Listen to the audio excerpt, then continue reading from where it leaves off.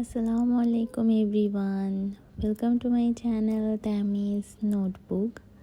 Last মান্থে আমি আবারও বের হয়েছিলাম। আসলে এটা ঈদেরই একটা আউটিং বলা যায়। গিয়েছিলাম আমি তাবা লাউঞ্জ অ্যান্ড রেস্টুরেন্টে। এই রেস্টুরেন্টে আমার প্রথমবার যাওয়া, এর আগে আমার কখনো যাওয়া হয়নি।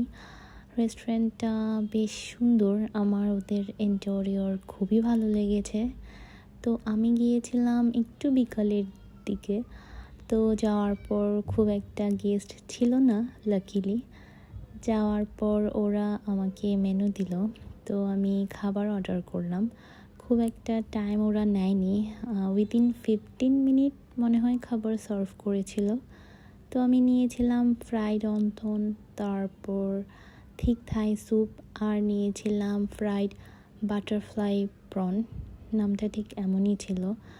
খাবারগুলো দেখতে যেমন সুন্দর, খেতেও খুবই ভালো ছিল।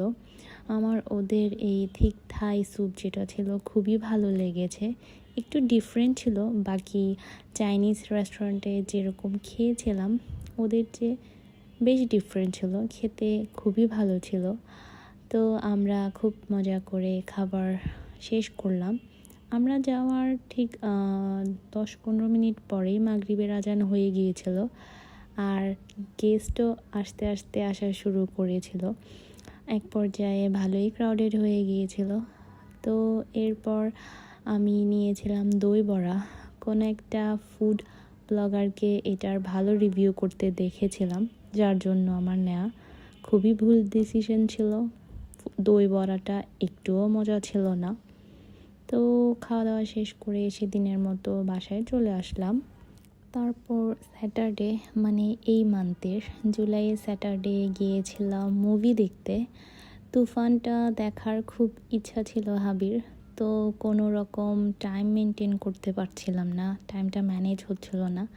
তাই লাকিলি স্যাটারডে টাইম বের করতে পেরে গিয়েছিলাম স্টার সিনেপ্লেক্সে।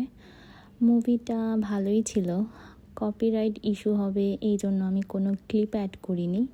মুভিটা আমার বেশ ভালোই লেগেছে। এরপর চলে গিয়েছিলাম ডমিনোস পিৎজাতে, বালি আর্কেডের ফুড কোর্টেই ছিল এটা। তো নিয়েছিলাম স্পাইসি চিকেন পিৎজা। এটা আমার সোসও লেগেছে, তেমন একটা ভালো লাগেনি। আল্লাহ হাফেজ।